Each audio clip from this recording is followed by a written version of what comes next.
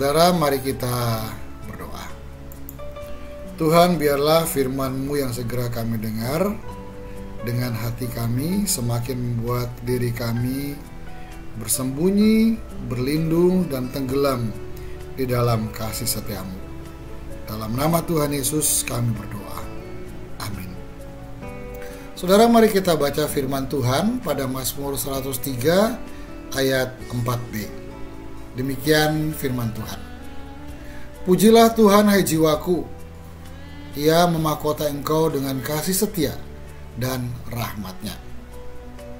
Saudara, setiap orang mempunyai apa yang ia anggap berharga, apa yang ia anggap mulia, apa yang paling dibanggakannya. Ada orang yang membanggakan keluarganya. Ada yang membanggakan kakek atau neneknya, ayah atau ibunya, istri atau suaminya, anak, cucu, atau saudaranya. Ada juga orang yang membanggakan pekerjaannya. Ada orang yang membanggakan jabatannya. Ada orang yang menganggap mulia posisinya dalam masyarakat. Ada orang yang menganggap yang berharga adalah harta bendanya, dan sebagainya, dan sebagainya. Setidaknya, kalau kita teliti, ada 3 tanda ketika orang menganggap berharga dan mulia apa yang ada padanya. Pertama, ia merasa bahwa nilai dirinya bergantung kepada apa yang dianggapnya berharga itu. Ia merasa bahwa harga diri dan makna dirinya melekat kepada apa yang dibanggakannya itu. Ia merasa itulah dunianya. Tanpa itu dunianya hilang. Tanpa itu dirinya tidak berharga dan tidak bermakna. Tanda kedua, ia akan mempertahankan apa yang dianggapnya berharga itu. Ia akan menjaga sekuat daya agar apa yang dianggapnya berharga itu tidak hilang dari dirinya. Sebaliknya, ia akan berduka cita ketika apa yang dianggapnya berharga itu terlepas darinya. Nilai diri, makna diri, harga diri, dan dunianya ikut hancur dan runtuh oleh kehilangan itu. Tanda ketiga, ia akan menceritakan dan mempertontonkan apa yang dianggapnya berharga itu. Baginya, apa yang dianggapnya berharga adalah berita sukacita yang perlu dilihat dan didengar oleh semua orang. Baginya, apa yang dianggapnya berharga itu adalah cerita mulia yang harus dikabarkan kepada semua orang. Intinya, apa yang ia anggap berharga, itulah yang menjadi mahkotanya. Saudara, dalam Mazmurnya, Daud memandang dan menganggap bahwa apa yang paling berharga bagi dirinya adalah kasih setia dan rahmat Tuhan. Kasih setia dan rahmat Tuhan itulah yang menjadi kebanggaan dan kemuliaan Daud. Mahkota Daud adalah kasih setia dan rahmat Tuhan. Dan mahkota itu dikenakan oleh Tuhan kepada Daud. Saudara, bagi Daud, hidupnya sangat bergantung pada kasih setia dan rahmat Tuhan.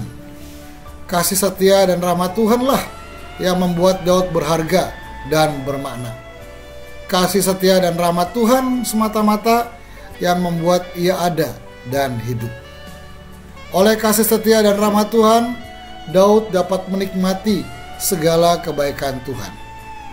Oleh kasih setia dan rahmat Tuhan, Daud mengalami pengampunan Tuhan. Oleh kasih setia dan rahmat Tuhan, Daud mengalami kesembuhan. Oleh kasih setia dan rahmat Tuhan, Daud ditebus dari lubang kubur. Dalam kasih setia dan rahmat Tuhan, terletaklah harga diri Daud. Maka tidak ada alasan bagi Daud untuk meninggikan diri dalam statusnya sebagai raja, karena dirinya menjadi raja hanya oleh karena kasih setia dan rahmat Tuhan. Tidak ada alasan bagi Daud untuk berbangga atas kekayaan dan kemuliaan yang ada padanya, karena kemuliaan dan kekayaannya boleh ada hanya oleh karena kasih setia dan rahmat Tuhan.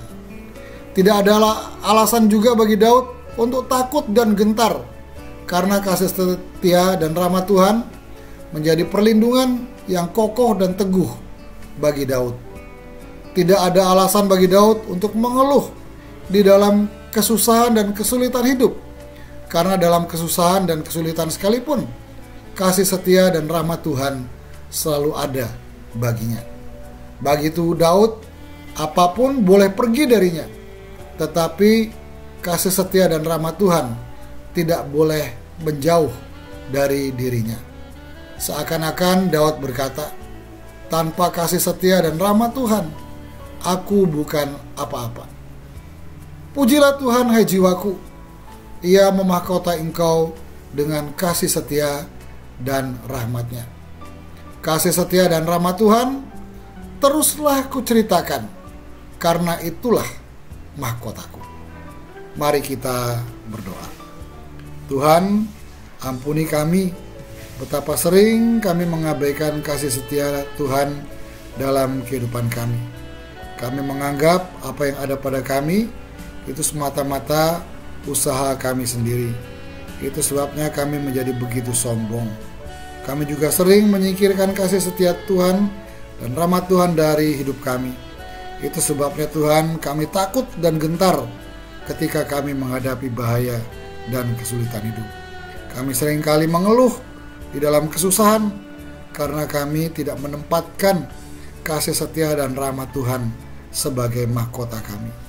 Tuhan, terima kasih firman-Mu mengingatkan kami agar kasih setia Tuhan itulah yang menjadi mahkota kami.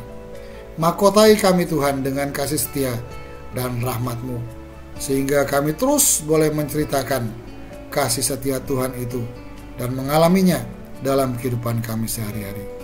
Kami bersyukur padamu dalam nama Tuhan Yesus. Amin.